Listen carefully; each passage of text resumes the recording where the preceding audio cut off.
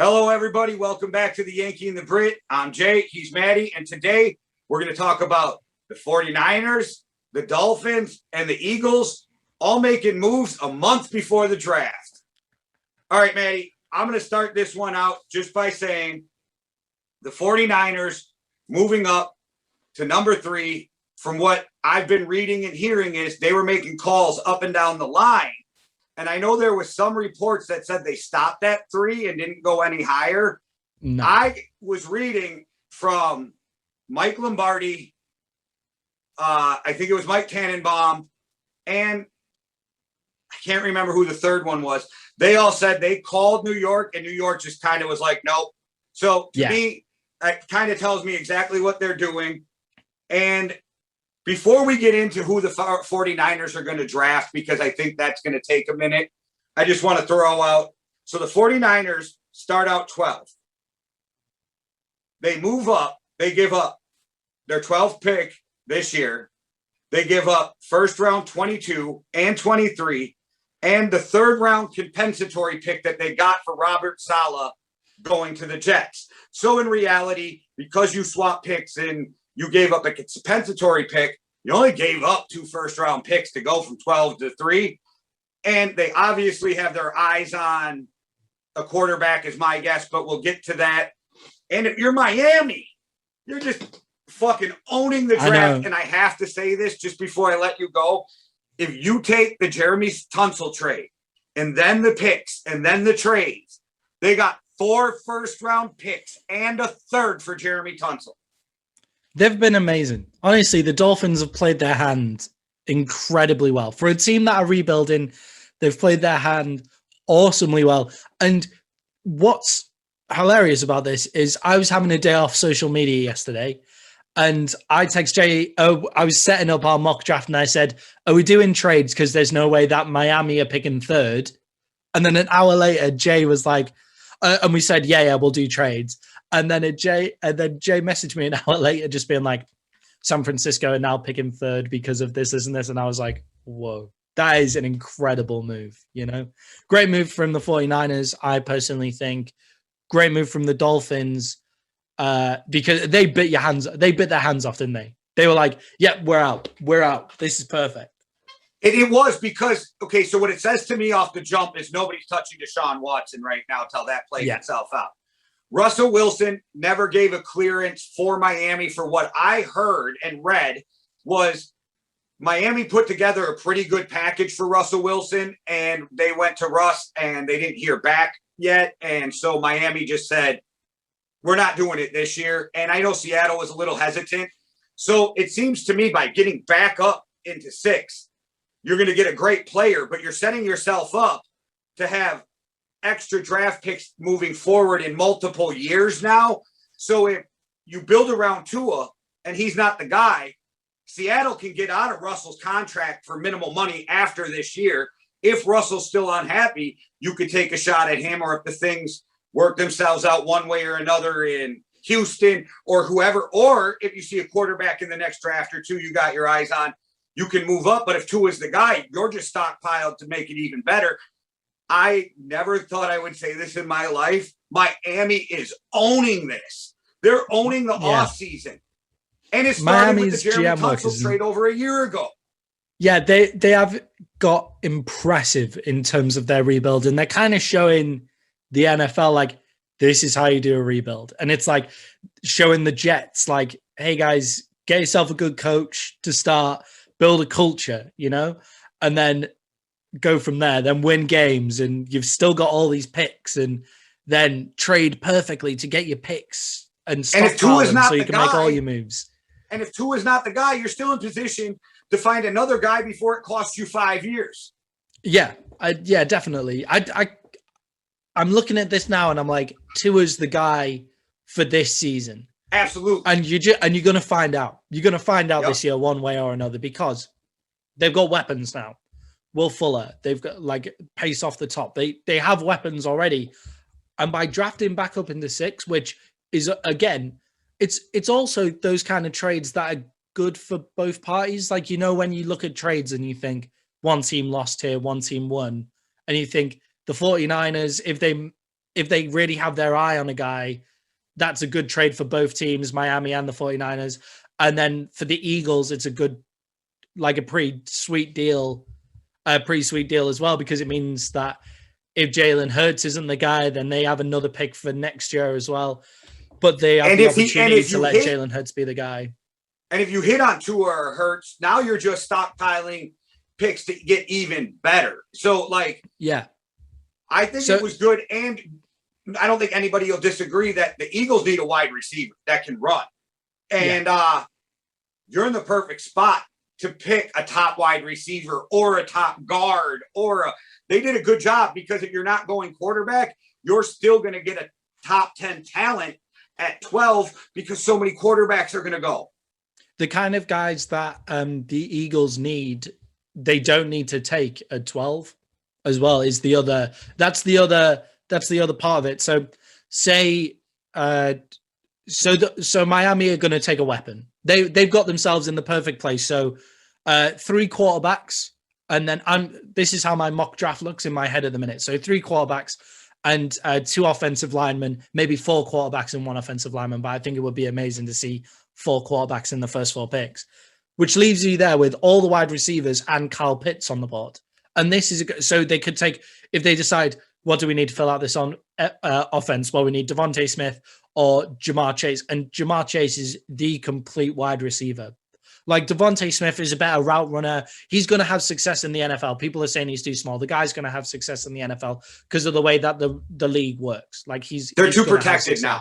Yeah, it doesn't matter how small you are. His route running's incredible. He's quick off the release. But Jamar Chase is like kind of the complete guy, where his route running isn't as good, but it is like, it's good enough, and he's a big one-on-one guy. So if Tua can't, like, if there's not a clear line, then Tua can kind of force the ball to him. Or they can say, let's take Kyle Pitts. And Kyle Pitts is just a monster, because you don't need, with Will Fuller, the guy that they've got the guy that takes the pace off the top. I can't remember the name of the other guy, but they've got another decent wide receiver as well. Devontae Parker. Thank you. Yeah, that's exactly what I would say. Who can, like, he runs a good route and like is that kind of an immediate guy. And then you have Kyle Pitts, who you can spread him out, or he can block for your run game, or he's just a big dude, and Tua can just build a good rapport with him and stuff like that. So they are in the perfect place to pick any weapon they want. And now you say to Tua, in the same way that with the New York Giants free agency, they're saying to Daniel Jones, we're going to find out if you're the guy this year. This year, we're going to find out if you're the guy. And then, because of all their moves, they can just take a guy next year if Tua isn't the guy. Well, see, I think the only way a quarterback does not get picked at 4 is if Atlanta trades out, because I don't see how you don't replace Matt Ryan with the way he's been digressing instead of progressing over the years. He hasn't been the same since that Super Bowl. He hasn't been the same since Shanahan left. I think you have to plan for the future. So unless they trade out, I think if you're Miami, you got the choice of any player except whoever Cincinnati says the best left tackle is. Okay. Yeah. So I think you got any option you want at any skilled position, the defense, whatever you got rated best. But where I think this could be really good for the Eagles. So I've been thinking about this for Minnesota, Skull Nation. So the same thing could happen, though. So say you're sitting there, and let's say the first 4 picks, just for argument, are quarterbacks, okay? And then let's say that as the draft unfolds, there's going to be a few teams who didn't get a quarterback, right? Maybe you scramble up to 12 or 14 with the Vikings because people think maybe the Patriots are going to draft a quarterback or something. So you get up in front of them at 12 or 14. So maybe the Eagles can pick up even more picks by moving back. Yeah, they're in a perfect position to get a top 10 talent at number 12. Because again, I think me and you are convinced at least 3 to 4 quarterbacks are going in those top 12 before they pick at 12. But yeah, definitely. For me, sorry. Yeah, definitely. I agree with you. Yeah. For me, though, I wonder if if you're Miami and you either get a real stud at number 6, or I doubt they do it because they move back up. But if you get blown away, maybe you trade back again. Yeah, so if somebody says, "Oh, my favorite guy on the board is," so let's say for instance that if three go off the board, let's say it's Lawrence, Wilson, Fields, right? And then your guy is Mac Jones. You're sold on Mac Jones, and there's a lot of talk around the NFL that Mac Jones is the smartest guy to ever go to Alabama. He can kind of go in any offense you want. He's ready to go as long as you've got weapons. Then it's kind of like, well, let's offer Miami two more first round picks to move up to 6. You know, or a team that needs a left tackle because. So let's say Cincinnati takes whoever they take, right? Penei Sewell, probably. I was going to say, and maybe let's say it's not, and you're sold on Penei Sewell, right? Yeah, if you're sold on Penei Sewell, then and they're still sitting there at 6. Maybe you're on the phone with Miami going, I got my left tackle for 12 to 15 years. What do I got to do to get there? Miami is in such a good spot, got a ton of draft picks, and only moved back 3 picks overall. Yeah. And if you're not taking a quarterback, that's the perfect spot to be sitting to get the guy you want or to get blown away by a team who wants to trade up for a non-quarterback, right? So yeah, or a guy who wants to trade up for Micah Parsons, say, because the Detroit are sat just in behind them, and it's like Detroit can take an offensive lineman or somebody to fix their defense, and you see it. And if Penei Sewell's just there, and there's a team like, I don't know, there are a lot of teams with garbage offensive lines at the moment who are looking for a left tackle that Penei Sewell could really help them out with, then that's the jump. I don't think that's what they're going to do, but I like the idea behind it. If we're playing GM where we don't have to think about public opinion and stuff like that, I like that idea. I mean, I don't think it would happen, but let's say Minnesota, who needs offensive line help out of this world, that's actually where they're weak right now. Yeah. Let's say they're sitting at 14 and they're like, we'll swap picks and give you 2 more firsts to come up or a first and 2 seconds. You might look at your board and go, all right, we have enough players that we love that we can pick up so much draft capital that will do it.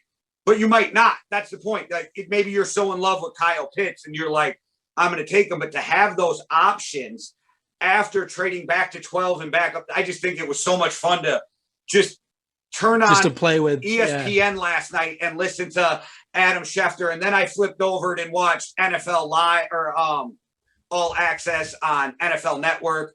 It was just so much fun to watch how this worked because I am a draft nerd. I am an off-season nerd. So to watch Miami make these moves, and I don't want to get into it, but I am so sick of already not the real life aspect of it, but the filling my sports TV with Deshaun Watson. Like, let's just stop. Russell Wilson, let's just stop. If they're not moving, I want some real shit. And we didn't have any real shit. And then all of a sudden, boom, boom, boom. And it's weird to see that many trades a month outside of the draft. Yeah, you're playing your hand very early. It means everybody's played their hand. I mean, I remember, Washington moving up for RG3 early, Philly for Wentz, but that was to 2, and you already knew who the other people were taking at 1. It was settled. Andrew Luck was going. Jared Goff was going. At 3, you have to like at least 3 quarterbacks, right? Yeah, it means that Shanahan loves. He thinks that either Fields, Mac Jones, or even Trey Lance, who I think is who you think it might be. I do. Is perfect for them. Because we know that it's going to be Lawrence and Wilson. If the Jets pick anybody else than Wilson, then the court of public opinion is going to slaughter them before the season's even started. You think it's Fields, correct? I think it's Fields. See, I think Fields and Trey Lance need the exact same thing, so it would be okay for either landing spot. They both need a year to sit. Yeah. So they already said we're not getting rid of Garoppolo. So what I think they're going to do is they're going to play it out, let whoever sits so they can make that playoff run again with Garoppolo this year, then trade him in the offseason moving forward. So I think they're starting Garoppolo. I think Garoppolo is their guy unless he just turns to complete ass or gets injured for the whole season. I think it is that Brett Favre, Aaron Rodgers, not as many years, there's probably better comparisons. Good comparison. Patrick Mahomes, Alex Smith. Yeah. Alex Smith. Perfect comparison. I think it's that type of situation, but I think Fields or Trey Lance both need that. And I think they both have similar skill sets so they can move, they can whatever. I just think Shanahan sees these guys with the huge upside that can move. Shanahan is a huge Kirk Cousins guy. He is you know what I mean? Which I think would then make sense for Mac Jones. Just putting that out there. I would also like to put Mac Jones as a hat into the ring. I agree that Mac Jones, mentally, is up there and ready to play. Got an arm, pocket passer. He's not as unathletic as I crush him for, but he's still not super athletic. The only reason I don't think it's Mac Jones, and who the fuck knows, is because Shanahan's system is so much bootleg and moving the quarterback. Yeah. And that's why I think it's Trey Lance or Justin Fields, even though I am not a big Fields guy. Whereas I'm a massive Fields guy. Yeah, I'm a massive Fields guy, but not a big for me Lance to say, I think Shanahan's taking either Trey Lance or Justin Fields. I'm being honest because I'm not a big fan of Justin Fields to begin with. Right. Yeah, so, and I think it's kind of like Justin Fields has. But why do you move up? I'm sorry, but why the fuck do you move up? Why do you move up for Mac Jones? That's what I think. You have to be set. Or Fields or Lance. I mean, you don't. I'm just saying. I don't think that. I don't think Carolina's going. See, the difference is you think somebody's going to go up and get Justin Fields. I don't. I don't think Carolina wants him. The more and more I watch him on his film and listen to prognosticators, it's so true. He can only read half the field right now. He's got a ton of talent, but I think if you're going on talent, except for the 49ers, I don't think you sell the farm for any of those three guys. So it kind of caught me off guard. Unless you live by the statement that I always say, even if I think you're dumb, if he believes he's your guy, go get him. Yeah, I think if you believe that, if Shanahan has looked at Fields, I don't think he would look at Lance and say, that's my guy, because there's not enough on Lance to say that's my guy. Remember, Justin Fields was coming into this year, Justin Fields was the number 2 pick that everybody said he was going to be. Everyone was like, he's going to be the number 2 pick. And then he only played 8 games this season because of COVID. But in one of those games, he had absolutely balled out against Clemson, and they went 7-0 in the regular season. I don't understand this falling off the cliff, but I do understand that he's only able to read half of the field. And I got a bet if Shanahan spoke to him and said, yeah, that's the guy, then I think that would be the guy. Right, go for it. It's a win-win either way. So the loser, I think Trey Lance and or Mac Jones. So if you don't want the bet, it's fine. Go before Fields. I think Fields at best is the 4th quarterback off the board. Loser drinks a shot on the show. Well, it needs to be more than a shot, but yeah.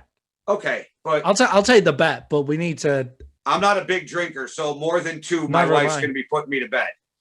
All right. Well, all right. So we'll do, because of the age difference, you do 2 and I'll do 4 if I lose. All right. I do got 1,800 silver in my freezer, so. Sounds good. Yeah, sounds good to me, man. I'll just buy whatever the cheapest stuff is on the shop. I think he's either going to go. All right, let's put the bet here. If he doesn't go, if Mac Jones goes before him, then he's definitely going to Atlanta. I think Trey Lance goes before Justin Fields.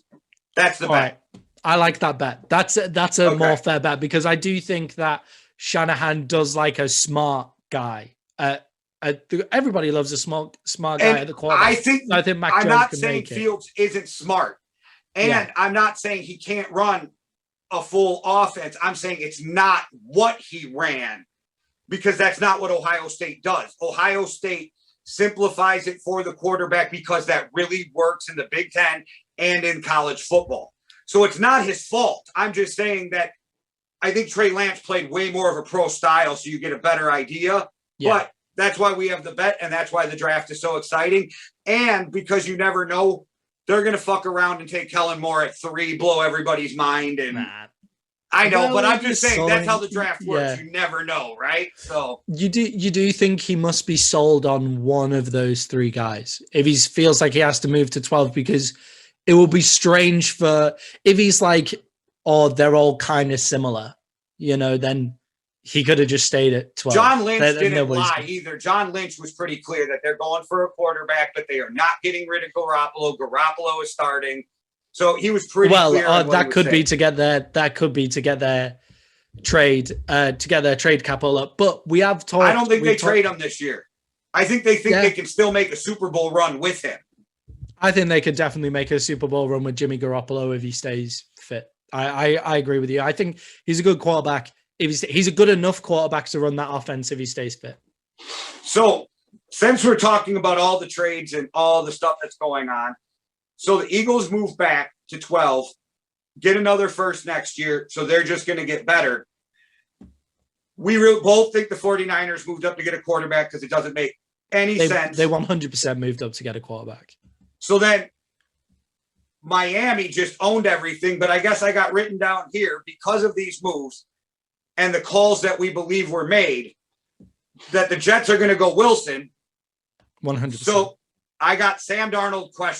And then for next year, I got Jimmy Garoppolo ? Yeah.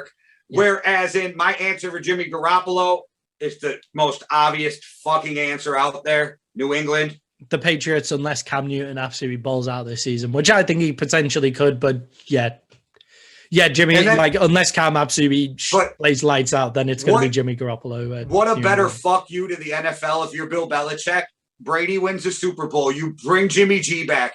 You win a Super Bowl, and you can look at everybody and go, I told you I could have won it with this dude, too. I could have done it already. I could have done it. I could have done it 3 years before. Yeah, the only other stuff that kind of makes sense is Chicago just try and fix themselves by moving Jimmy there. The Washington football team, I think, no, for Jimmy Garoppolo. No, I'm saying next Chicago, year. You think they could go after Sam Darnold? And no, not with. They're like Andy Dalton's there now. They'll have to go with Andy Dalton for this season, I think. Well, they signed Andy Dalton and still tried to get Russell Wilson. Dalton's contract is only $12 million if he starts. Otherwise, it's like $6 million. Yeah, otherwise it's like $6 million. It does make sense, but he'd be a good guy to mentor Sam Darnold. There are other teams. I think Andy Dalton would be sick in his stomach if he saw Sam Darnold walk through the door and was just like, nah, fuck this. I'm not going to mentor the guy. But whereas see, Nick I feel Foles like is the guy that you would. On your love for Andy Dalton more than I do like Andy Dalton. No, I think he's going to be terrible in Chicago.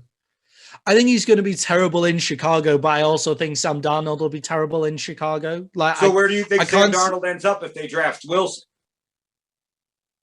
So for a second round pick, because that's all it'll have to be. That's the other thing, isn't it? They've played their hand so early that it means they can only get a second round pick for Sam Darnold now, basically, in a very Josh Rosen style trade. But the football team, Ryan Fitzpatrick isn't going to be a reliable starter. Like Ryan Fitzpatrick isn't the guy. So he could win the NFC East, but he's never played in a playoff game. So I don't see why people think he would win the NFC East. So the football team makes sense. The Broncos make it a lot of sense. The Broncos made the most sense. I don't understand why the Broncos wouldn't make the call unless what was the name of that guy who just said Sam Darnold sucks? Like just went like was like an offensive coordinator or offensive lineman coach. Maybe he's the source that said it. Yeah. Like unless there's just somebody like unless he does actually suck, but I think he's good. Then Denver. Give up a second round pick for him because if they fix their need at cornerback with Caleb Farley, then their offense is kind of ready to go. But I guess what makes you believe out of what you've seen that Sam Darnold's better than Drew Lock? With the Jets' amount of dysfunction, Sam Darnold has played game. I don't know for certain that he is better than Drew Lock. That's what I want to say. But from the Jets, from the Jets' amount of dysfunction. When you watch the games that the Jets have won, Sam Darnold is the reason. Sam Darnold has balled out. Like the Dallas Cowboys game where he'd just come back from polio, he balled out. Like he was an incredible, like he played really, really well. So at least he has that talent, whereas Drew Lock hasn't shown the talent and he's got an amazing wide receiver core, solid coaching and all of that kind of stuff, So I don't see him. I don't see him beating out. I'm not a fan of either of them. That's why I was asking. I just Sam think Darnold for me is a turnover machine, but I truly believe, and that's why I brought it up. The Bears offer their late first round pick for Sam Darnold because it's the only way Matt Nagy and Ryan Pace keep their jobs. The only way they keep their jobs is to get a quarterback. That would be an absolutely mad move for the Bears to do, and play with on their roster. They would have Darnold, Dalton, and Nick Foles all on their roster. So you feel like they've got to trade one of them away, maybe, but it's not beyond the realms of possibility that they do it. The other thing, you can cut one of them with minimal cost too. You can cut one of them. It would be Foles. It would be Foles that you would have to cut, or you would have to take them all into training camp and say, right. Yeah, but even if you had to eat $5 million on Andy Dalton's contract, it's like you can cut him and eat $5 million if you have to. It's not the worst. And I think you could trade Andy Dalton to any contender as a backup for a 6th, 7th round pick. Yeah, I mean, there's other teams that would take him as a backup where there's questions on their QB. So I don't know. Imagine if Miami took it. Carolina Miami could definitely take it. Carolina, great. I love Teddy, but they don't. Yeah, Carolina, great. Like that's a really good move, actually. Carolina, that's more the team that I was thinking of. For some reason, the Titans kind of came in my head, where if you've got questions about if it's Tannehill or if it's the system, then you can bring Darnold in, I guess. But I can't really see that happening. Yeah, and I hate to compare him, but he could just be the next Tyrod Taylor. Yeah, and just bounce around the league and he'd be probably one of the best. He'd be the best backup in the league, in my personal opinion. Sam, like, he's got the ability to be a starter. If you threw him into a game, then he could start. Houston would, even though they've made the move they've taken Tyrod Taylor, like Houston could be the kind of people that take him. And I hope Sam Darnold finds his feet in a place. I really like the guy. It's going to be a running thing of this podcast about whether Sam Darnold's a good, like, the guy or not, you know? Well, let's say, just for argument's sake, that I'm right in the Bears trade for Sam Darnold. If you're the Jets and you got Wilson, maybe you just have them throw in Andy Dalton to mentor Wilson as he starts too. It would be Foles that you would take. You wouldn't sign Dalton on a free agent contract. I suppose you would. You don't know what the Bears are doing. I think the Bears upgrade from Mitch Trubisky, but if you think Sam Darnold's an upgrade from him, he got to go. Yeah, there's also not. I actually kind of feel very sorry for Mitch Trubisky for finding himself at the Bears as well. I think he had some kind of talent. There's certain places where Sam Darnold will make a very good backup.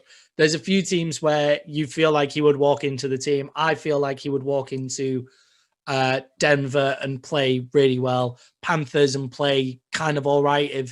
If you feel like Detroit, you give it to Teddy Bridgewater. Detroit, not a bad shout as well. And that's a high 2nd round pick. That would be a very attractive move. That's a high 2nd round pick to take for the Jets to get another guy for Wilson. And you planned on eating Goff's contract anyway. The reason you took him in a trade was to get higher value for Matt Stafford, not so much to be your starter, even though you were going to capable starter, right? Yeah. But the reason you took him was because you were going to get more draft picks by eating that contract for the Rams. And you have all this cap money. So who cares if you eat that contract for a year even, or maybe mid-season, a quarterback goes down and you got Sam Darnold and Goff and you get a call and you're like, hey, we'll give you a 4th for Goff because we need to make it 4 games till, I don't want to jinx anybody, so I'm not going to put names out there, but one of the top guys go down and we need, the Lions make sense for Sam Darnold. That'd be the 49ers. That would be the 49ers that would make that call. If, let's say, they pick Trey Lance and it turns out, because it would be Trey Lance, wouldn't it? Because it's like the lack of experience. So he turns up and he's Dwayne Haskins. I was thinking a guy here in my hometown, but I didn't want to jinx him. Nah. I don't want to jinx him, but if somebody like him or a guy that's known in a city for barbecue ribs, I don't want to jinx him. You know what I'm saying? If a guy like that goes down for 4 weeks and you need a solid backup. Maybe you can get something. If not, you I just would cut him 100% take Sam Darnold as the backup quarterback at the Dallas Cowboys. By the way, I would love that move. If Jerry Jones, when Sam Darnold, because if he stays at the Jets, say for some reason they decide to keep him and Wilson fight it out, and Wilson plays and Darnold sits behind and says, these are the mistakes that I made in my first 3 years here, don't make them. And then Jerry, he comes on the free agent market and Jerry says, right, come on then. Or if Jerry gives up a third, 4th round pick, I'm just saying, Sam Darnold, I wouldn't give up our second round for him. So you bring in Sam Darnold, and all those people who are pissed off that you paid Dak what you paid him in his contract. The second Dak throws an interception, they're going to be screaming for Sam Darnold. That's Dallas Cowboys fans, though, isn't it? That's football fans just anywhere. You can't do that to Dak. Yeah, I think you definitely. I think enough people are behind Dak, and they've spun it enough to say with all this voidable year shit that there's it's a team friendly contract. It can become a team friendly contract. So you it's kind of like the animosity is kind of gone. I don't think most people are sold on Dak. I think they're sold on the fact that the Cowboys had no choice but to give him that contract. So if you're a Cowboys fan and you're still not 100% sold on Dak, but you understand you had to give him the contract, and you have Sam Darnold sitting behind him, that just ain't even fair to Dak or Sam Darnold. Yeah, I wouldn't mind seeing it, but I get another team. What you're saying, I'm just saying it's an accident. Just with his ankle injury, you're not entirely sure how he comes back from that. And another person who has an ankle injury is Joe Burrow of the Bengals. But it would be stupid for the Bengals to give up any draft picks to get a backup. I'm interested to see what happens with Darnold, because I am convinced that the Jets take Wilson, because from reading that they shot down that call. Because surely the 49ers want Wilson as well. So if they would have called, because that's the second pick, isn't it? Is Wilson. I bet they would have called the Jags knowing they were going to get hung up on. Yeah, with the amount, because you have to call. You have to ask. With the amount of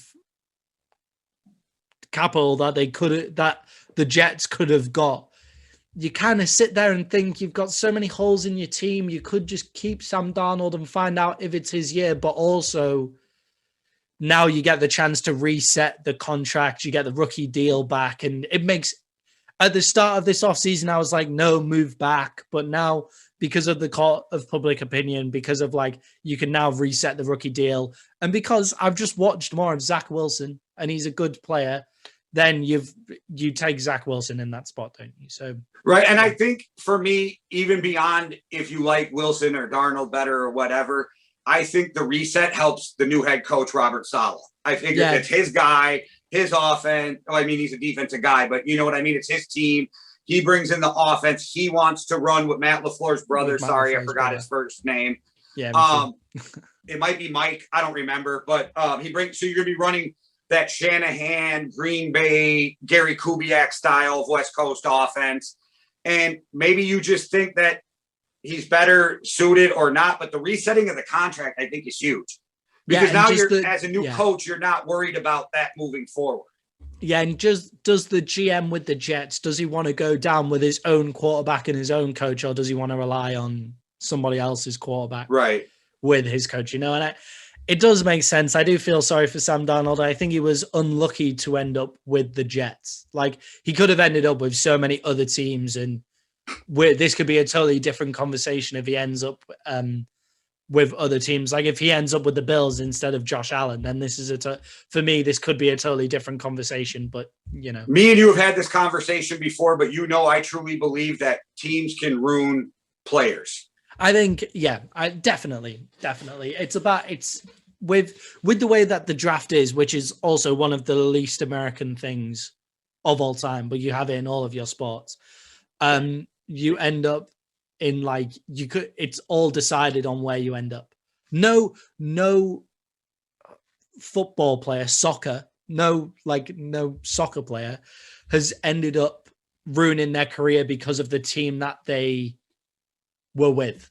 Your talent, because it was by their choice. To the top. Yeah, because that's by your choice. Whereas in American football, you get Like you get drafted to where you get drafted to. And because it's the NFL stands for not for long, you get 3 years to show who you are and what your talent is.